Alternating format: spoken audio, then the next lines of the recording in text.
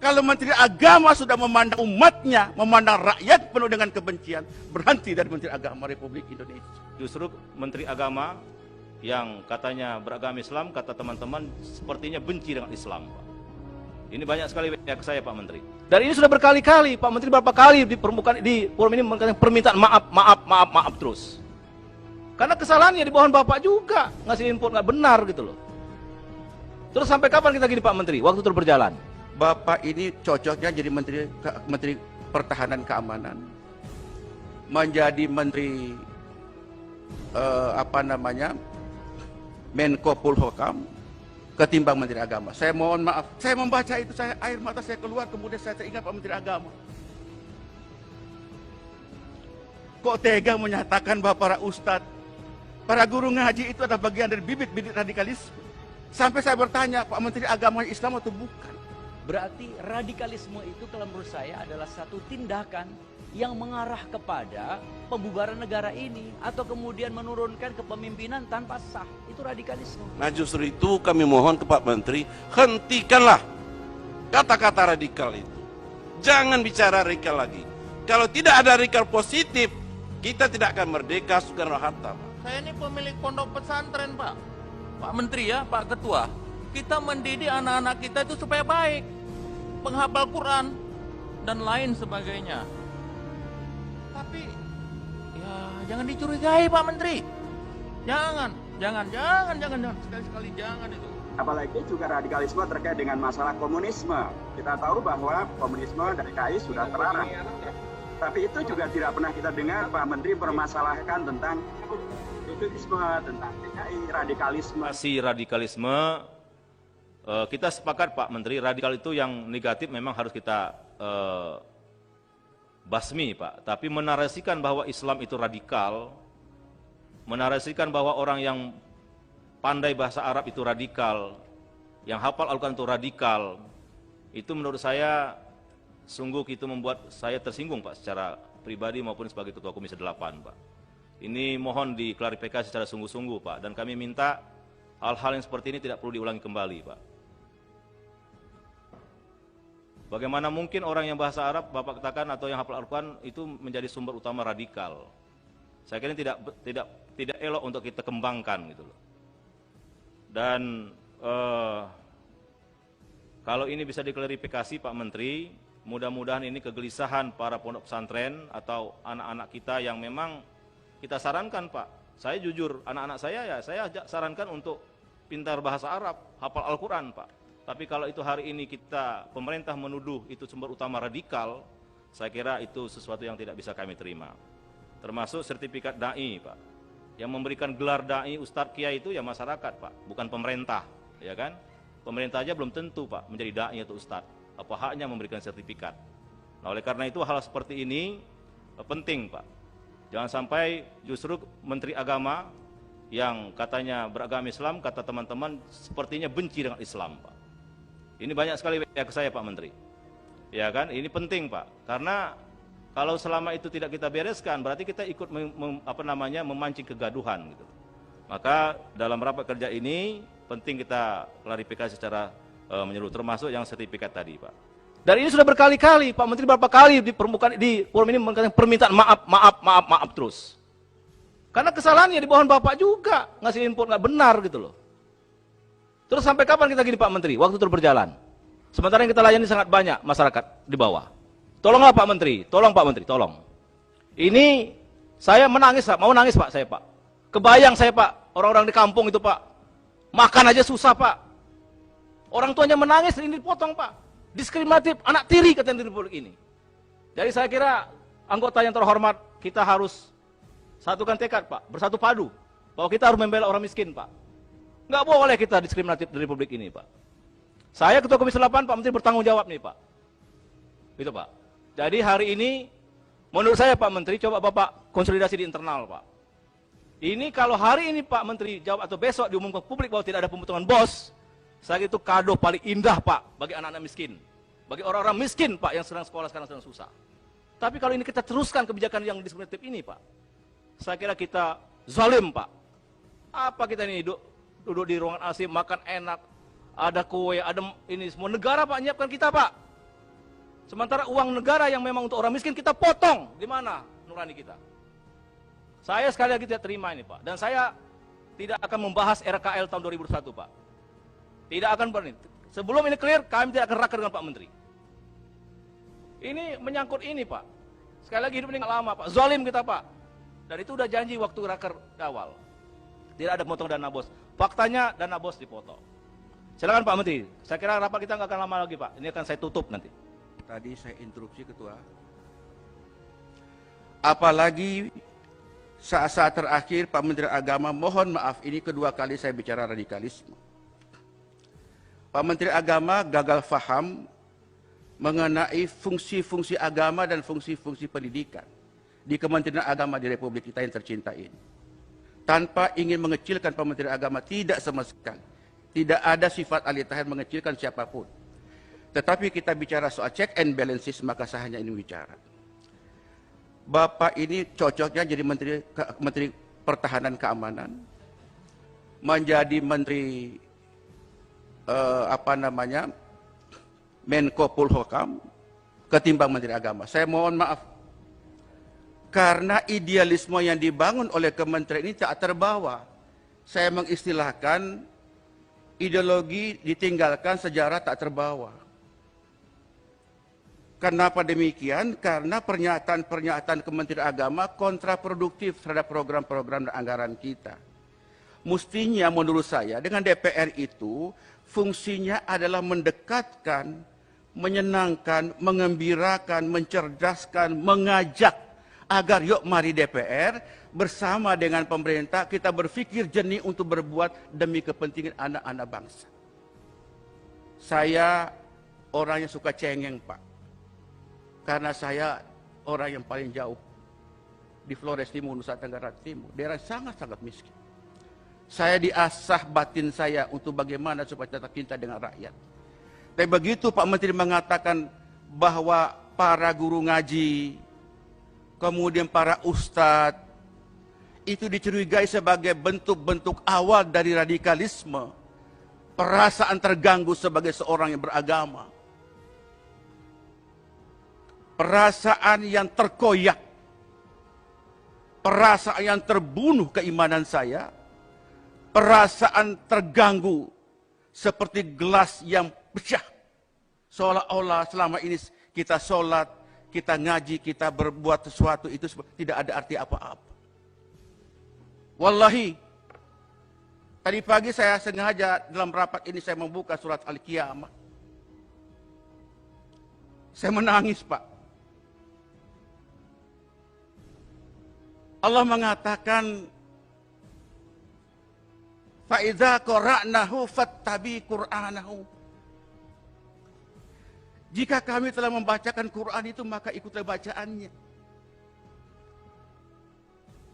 Saya membaca itu, air mata saya keluar, kemudian saya teringat Pak Menteri Agama. Kok tega menyatakan bahwa para ustadz, para guru ngaji itu adalah bagian dari bibit-bibit radikalisme? Apakah itu betul atau tidak? Soal nanti Pak Menteri mengklarifikasi. Tetapi publik sudah menyatakan itu. Sampai saya bertanya, Pak Menteri Agama Islam atau bukan? Saya mohon maaf. Perasaan suuzon sebagai seorang tidak boleh sebenarnya. Tapi ada perasaan tak enak.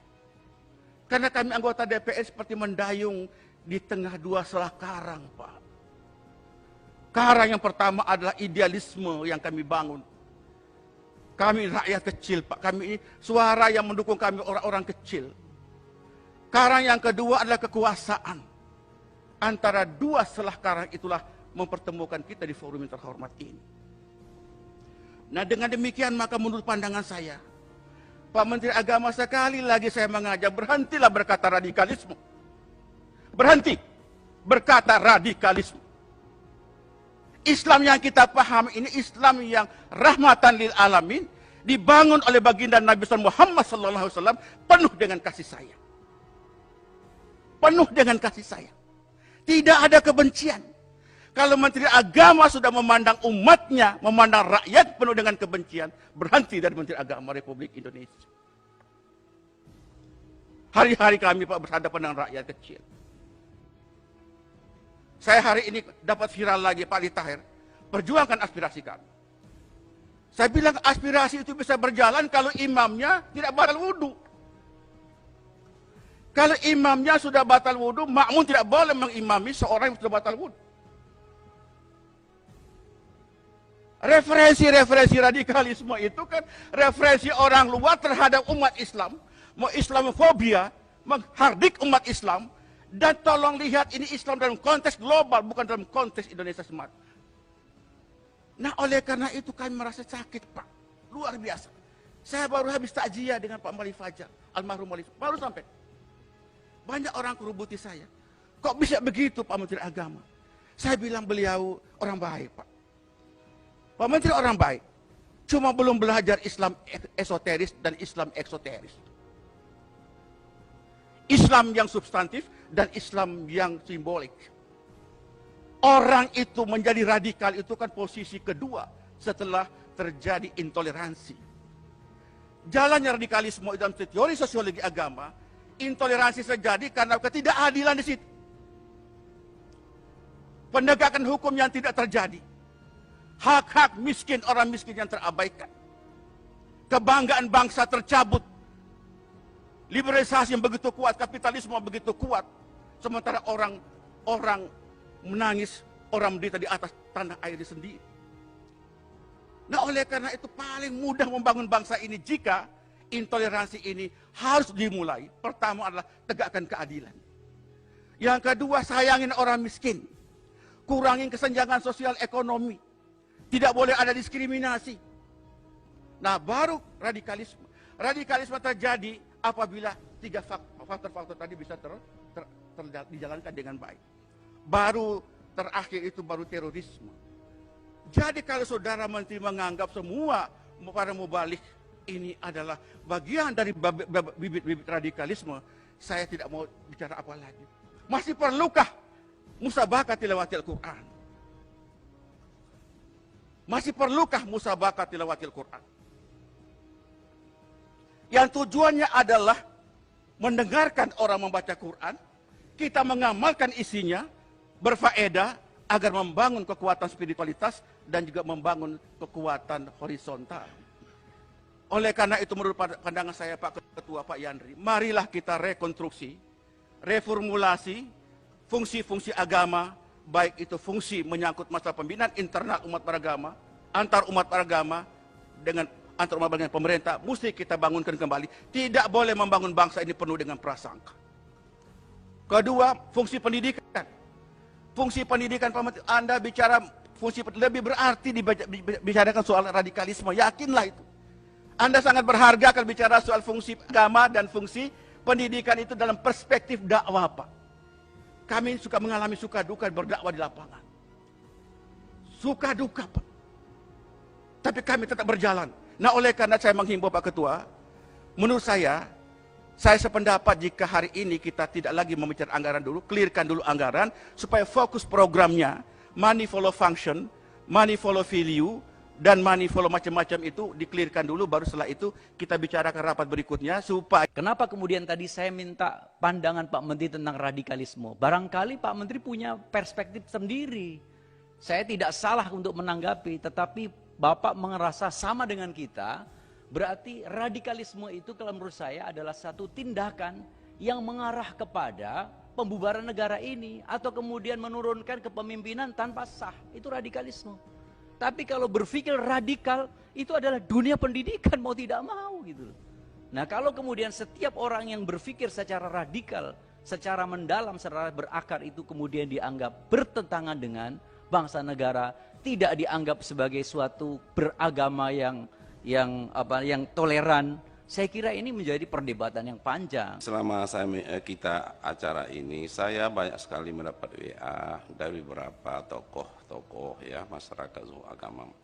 Ini mereka menyampaikan kepada Menteri, tolonglah Pak Menteri Agama itu jangan obral mengatakan radikal, jangan obral mengatakan teroris, jangan obral mengatakan Islam itu swasta ganas.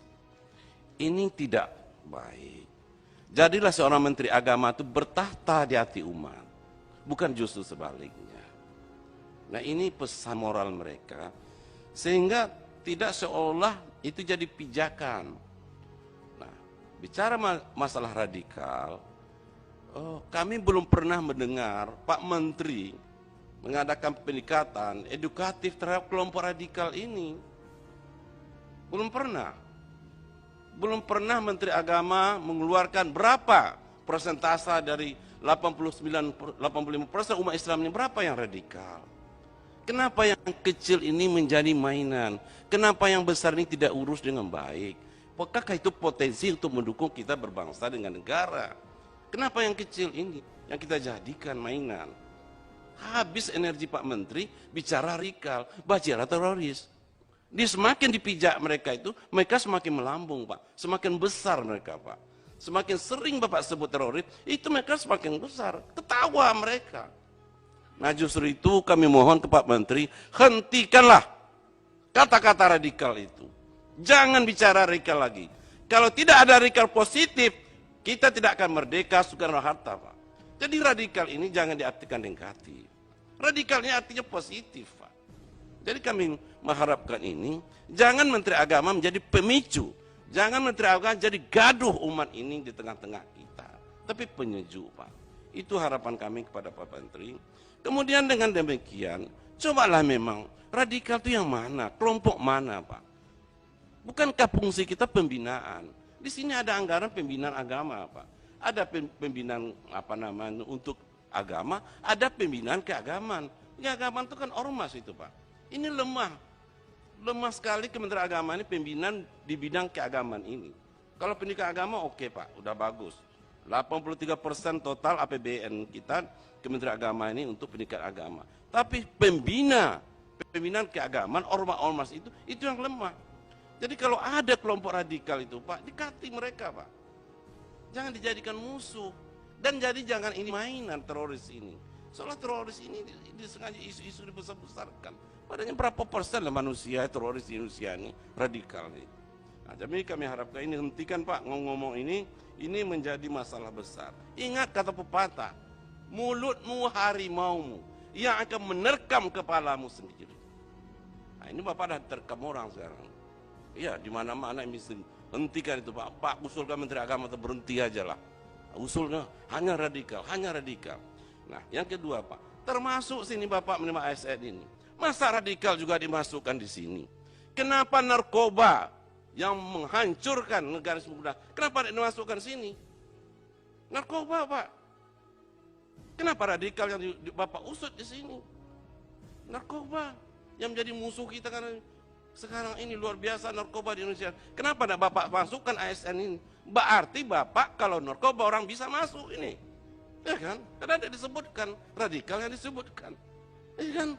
Narkoba tidak disebutkan. Wah, itu luar biasa narkoba ini musuh bersama kita sekarang. Menghantui generasi milenial kami. Yang menghancurkan negara ini. Kita luar biasa narkoba generasi. Kok tidak pernah bicara masalah narkoba pembinaan generasi muda Kementerian Agama ini? Ini hancur, Pak, negara kita.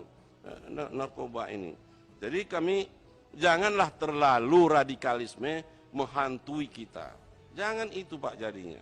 Ini persyaratan ASN harus radikal, dicegah radikal. Nah, kemudian yang terakhir itu good looking kemarin, Pak. Ini luar biasa. Good looking itu Pak bahasa Inggrisnya saya pernah bahasa Inggris. Itu ganteng bagus, Pak. Iya kan? Ganteng bagus. Masa orang ganteng bagus dicurigai? Kan saya termasuk ganteng dulu, Pak, waktu muda ya, Pak. Betul. Ganteng, Pak. Di sekolah SMA saya jadi idola dulu, Pak. Ganteng. Ya kan? Betul, Pak. Tapi saya tidak radikal, Pak. Ya kan? Mungkin kalau Pak Menteri Agama waktu itu saya sudah dicurigai, sudah di bin saya kan. Ya Pak Menteri ya kan. Iya. Ganteng sekarang pun sisa-sisa ganteng itu masih ada, Pak. Betul Pak Menteri ya. Nah, jadi jangan, Pak, ya good looking itu kan ganteng, Pak. Yang tidak tepat terjemahan itu. Masa orang yang anak muda yang suka tahajud, baca Quran hafiz, ya rajin ke masjid, itu dicurigai sebagai bibit-bibit radikal yang didekati orang-orang tertentu. Sekarang, Pak, banyaknya bujang, Pak, takut, Pak, kena pinang, Pak, oleh mertuanya karena di good looking ini kamu bahaya ini. Nah, kan ini kan ucapan seorang menteri ini kan luar biasa, Pak. Tidak bisa gitu, Pak. Ya, tolong, Pak, ya. Tolong itu. Berbicara tentang agama berarti kita berbicara tentang keyakinan, tentang akidah dan berbicara tentang ibadah kita. Tadi Pak Menteri telah mengatakan bahwa pemotongan dana BOS akan dikembalikan yang 100.000. Karena ini akan saya selaku pimpinan pesantren di Sumatera Utara dan juga masuk di kelompok pesantren di seluruh Indonesia, saya akan sebarluaskan dan beritakan ini, ya. Kemudian juga ini Pak Menteri balik lagi bahasa radikal ini. Biar Pak Menteri tahu aja, kami Pak Laksamana TNI Purnawirawan Mukhlad Sidik, kami biasa memanggil beliau Pak Kiai. Saya takut ini nggak mau lagi dipanggil Pak Kiai gara-gara bahasa itu.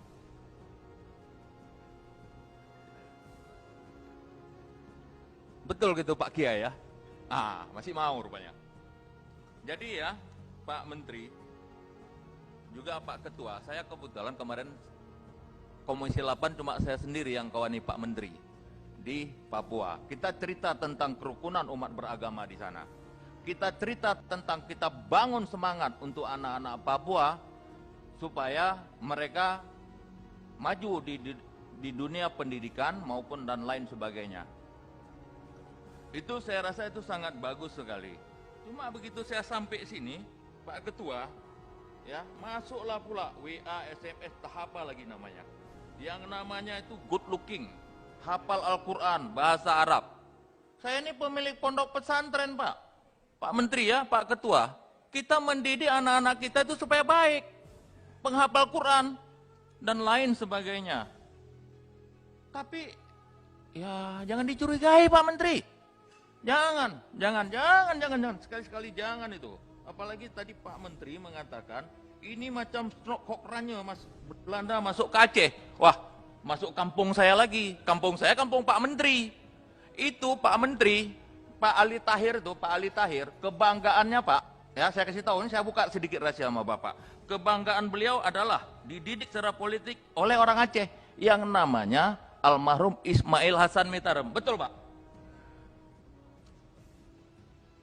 Jadi Pak, dulu Strokhokranya itu datang mengobok-obok Islam di Aceh. Itu masa perang Pak, masa perang dulu. Ya, dia lemahkan Aceh itu. Kenapa? Hikayat perang sabilnya itu. Hari ini kita nggak ada hikayat perang sabil. Merdeka kok. Ya, kita merdeka di sini. Jadi ini saya rasa 2020 ini kerukunan umat beragama ini sangat kondusif. Jadi mohonlah, saya mohon sekali. Kami satu kampung nih Pak Ketua. Malu juga saya kan. Saya pimpinan masyarakat Aceh nih di Sumatera Utara. Jadi mohonlah Pak, kata-kata seperti itu sudah kondusif, sudah bagus. Enggak usahlah kita keluarkan pernyataan-pernyataan bahwa kita mencurigai orang dan lain sebagainya, bahwa ada kata-kata radikal. Toh juga enggak dikeluarkan kata-kata itu orang tuh senang. Ya. Saya kalau ditanya orang, Pak Menteri Agama siapa? Oh, orang kampung kita. Cepat kali saya ngomong gitu Pak Menteri. Ya. Kemudian juga di sini masalah penceramah bersertifikat. Ya. Itu sudah diurus sama MUI dan lain sebagainya. Di sini Bapak masukkan lagi, ada akademisi, ada pakar. Besok pakar kereta api pun ngurus agama Islam. Ini orang kan bisa aja menyatakan dia itu siapa dan dia itu apa. Jadi karena di sini apa yang Pak Menteri katakan tadi, saya tangkap sebaik-baiknya. Bapak bilang apa bahasa Bapak sepertinya kan katanya dipotong-potong gitu Pak ya. Jadi diambil yang kira-kira yang tidak baik yang diumumkan ya. Jadi hal seperti ini kita hati-hati Pak. Ini zaman keterbukaan, zaman medsos ya. Jadi memang kita sangat hati-hati. Dan satu lagi permohonan saya Pak ya, supaya ini kita kan tetap kondusif ya di Kementerian Agama ya Mas, karena sekarang sudah ribut nih para ulama dan lain sebagainya, dan malah rasa takut. Itu sekarang Pak Ketua, pesantren-pesantren kan sekarang harus mempunyai izin dan lain sebagainya. Kalau pesantren di kampung kita itu hampir banyak tak ada izin ya. Katanya ustadznya bisa dipenjarakan sampai 10 tahun.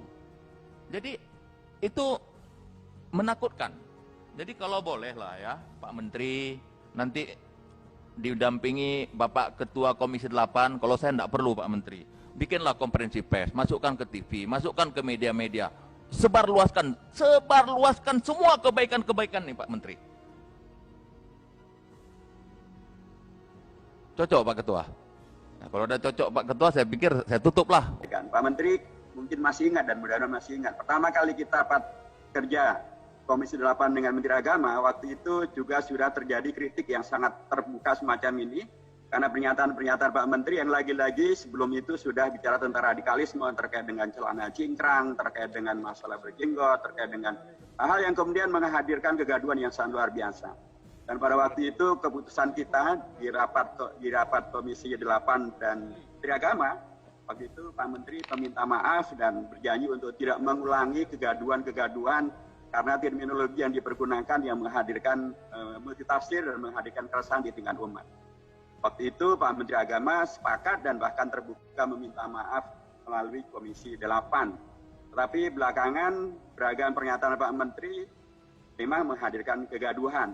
Tadi Pak Menteri menyampaikan itu dalam forum tertentu dengan Kementerian Menpan RB. Saya kira harusnya tidak perlu dibedakan apakah kita berada di dalam forum tertutup maupun forum terbuka. Kalau kita menyampaikan kebenaran, ya tertutup ya benar, ya terbuka ya benar. Kalau kita menyampaikan kejujuran, ya tertutup ya jujur, terbuka ya jujur. Kalau kita menyampaikan keadilan, ya terbuka ya jujur, forum tertutup juga tetap jujur. Yaitu hanya forumnya saja yang berbeda, tapi kontennya harusnya tidaklah berbeda. Nah, misalnya tadi terkait dengan masalah radikalisme, Pak Menteri. Sekalipun lagi-lagi kita tidak memperdebatkan tentang definisi, sekalipun sesungguhnya itu harusnya didudukkan supaya tidak terjadi pembahasan yang ngalor ngidul yang tidak jelas. Radikalisme prinsipnya tentu salah satu di antara ujung-ujungnya adalah terorisme. Terorisme yang salah satu pilar utamanya adalah perilaku daripada Israel yang terus melakukan tindakan teror yang luar biasa terhadap Palestina dan tanah Palestina termasuk Masjid Al-Aqsa. Luar biasa yang mereka lakukan. Tetapi Pak Menteri Agama kita tidak pernah mendengar membuat pernyataan apapun terkait dengan kejahatan dilakukan oleh teroris Israel itu. Dan kemudian dalam konteks di Indonesia ini misalnya yang sekarang ini juga berlaku, Pak Menteri salah satu tugas di Kementerian Agama tentu adalah menjaga moral bangsa, keberagaman yang menghadirkan moralitas yang berkeunggulan. Tetapi kita belum pernah mendengar Pak Menteri mempermasalahkan terkait radikalisme kelompok-kelompok liberal, kelompok-kelompok yang menodai moral dan agama, misalnya radikalisme dari kalangan pedofilis yang melakukan pemerkosaan terhadap dan atau kejahatan seksual pada anak-anak. Kemarin ada seorang pedofilis dari Prancis, korbannya 350 anak-anak Indonesia di Jakarta dan sekitarnya. Kita tidak pernah mendengar Pak Menteri mempermasalahkan radikalis dari kalangan pedofilia. Dan ini menyebar kemana-mana. Kemarin ditangkap kelompok LGBT, kelompok gay yang melakukan pesta seks, dan itu ternyata sudah 6 kali mereka lakukan. Kita tidak pernah mendengar Pak Menteri menyampaikan kritik keras terhadap radikalisme yang menghancurkan moral dan menghancurkan etik dan menghancurkan etika beragama ini. Dan apalagi juga radikalisme terkait dengan masalah komunisme. Kita tahu bahwa komunisme dari PKI sudah terlarang. Tapi itu juga tidak pernah kita dengar Pak Menteri mempermasalahkan tentang komunisme, tentang PKI, radikalismenya komunisme. Dan tidak pernah itu kemudian dijadikan sebagai rujukan ketika misalnya Pak Menteri bicara tentang dan atau itu penyebaran radikalisme melalui LGBT, melalui pedofilia, melalui penyebaran ideologi komunisme, separatisme.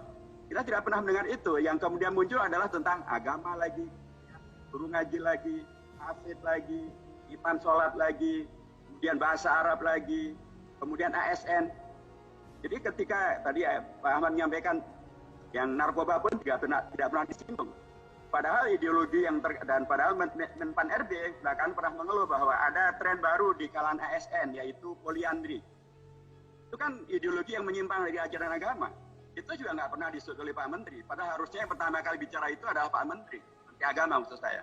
Jadi harusnya Menteri Agama kalau bicara tentang radikalisme janganlah berlaku tidak adil dan apalagi dengan definisi yang tidak jelas. Perilaku radikal yang tadi kawan dari PDIP menyebut yang mungkin dilakukan oleh agama manapun juga, agama yang lain selain daripada Islam, Tapi juga radikalisme ini bisa berlaku dan sudah terjadi dengan mereka yang melakukan pedofilia, yang mereka yang melakukan LGBT, yang mereka yang mengembangkan teror gaya-gaya Israel, komunis, dan kemudian pun juga yang melakukan tindakan-tindakan yang tadi poliandri itu semuanya berangkat daripada ideologi radikal. Jadi harusnya kalau Pak Menteri akan menghadirkan agama yang rahmatan lil alamin, dan Pak Menteri mengatakan bahwa Bapak bukan hanya Menteri Agama Islam, tapi Menteri Agama-agama, harusnya jangan umat Islam yang kemudian dipersepsikan sebagai dipojokkan, dipersekusi, dan atau kemudian dituduh. Harusnya Pak Menteri betul-betul berlaku adil untuk kemudian menyampaikan secara terbuka permasalahan yang terkait dengan masalah radikalisme. Dan saya menegaskan bahwa Islam bukan radikal, umat Islam yang harusnya saya pernah sampaikan dalam rapor pertama kali di sini dengan Menteri Agama bahwa Kementerian Agama itu dulu dibuat oleh pemerintah karena pemerintah berterima kasih dengan umat Islam, karena umat Islam mau berkorban merubah ketuhanan ketuhanan dengan kewajiban melaksanakan syariat Islam menjadi ketuhanan yang Maha Esa. Jadi begitulah Pak Menteri, dan Pak Menteri pasti tahu ini. Jadi karenanya sekali lagi tentang radikalisme ini hanya Pak Menteri betul-betul mengkoreksi diri, dan karenanya terkait dengan dan tidak mengulangi dan tidak lagi mengulangi kegaduhan dengan cara yang tidak adil semacam itu, karena itu menyakitkan umat, dan umat tidak suka dengan hal-hal yang tidak adil, yang menyakiti dan melupakan sejarah perjuangan mereka. Berikutnya ini terkait dengan masalah tadi yang kawan-kawan sudah sebutkan juga, yaitu tentang masalah sertifikasi dai atau penceramah bersertifikat.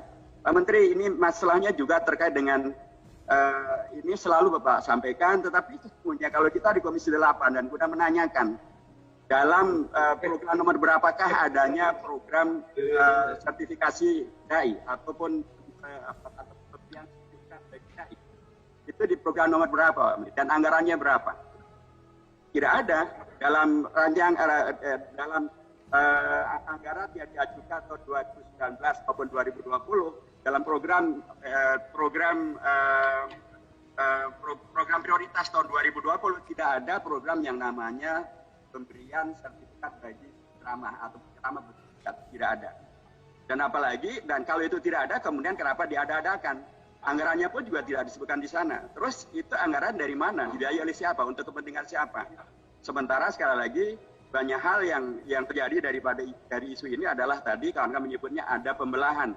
Bahkan ada kemudian kekhawatiran di kalangan para penceramah, dan sangat mungkin di kalangan mereka pun juga terjadi saling mencurigai, saling mempermasalahkan. Padahal tadi Pak Menteri sendiri menyampaikan bahwa tidak harus ada sertifikat untuk para penceramah dan tidak boleh mereka kemudian dilakukan tindakan persekusi. Pak Dirjen juga menyampaikan bahwa tidak ada konsekuensinya apapun.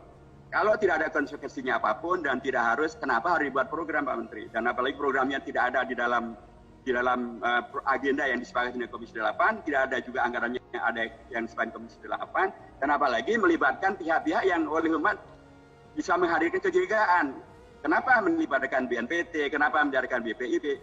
Seolah-olah para penceramah ini sudah kemudian dituduh sebagai terkait dengan radikalisme, terkait dengan terorisme. Yang terakhir Pak Menteri, saya apresiasi bahwa Pak Menteri juga menyampaikan bahwa terkait dengan rancangan undang-undang tentang Omnibus Law. Jadi saya ingin menegaskan karenanya program sertifikasi tadi dihentikan saja dan tidak perlu dilanjutkan karena tidak diperlukan, toh juga tidak ada sanksinya dan bukan program yang